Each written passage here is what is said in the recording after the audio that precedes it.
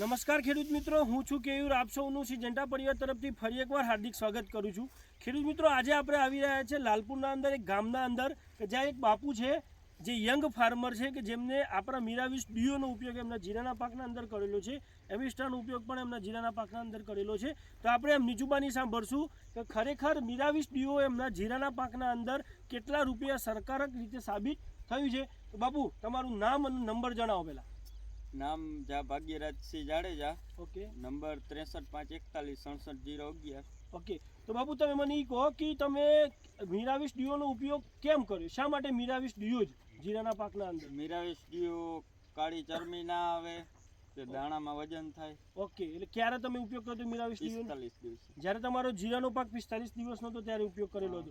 તો તમને કેવું લાગ્યું બાપુ ઓલ ઓવર રિઝલ્ટ? રિઝલ્ટ સારું હોય. તો અહીંયા બાકીના જે ગામના પ્રગતિશીલ ખેડૂતો છે જે આ પ્લોટ જોવા આવ્યા છે, તમને કેવું લાગ્યું આ પ્લોટના અંદર મિરાવિસ ડીઓનું રિઝલ્ટ?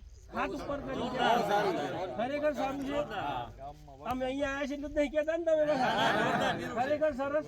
બરોબર. તો બાપુ જ્યારે કેટલા દિવસે કર્યું હતું બાપુ?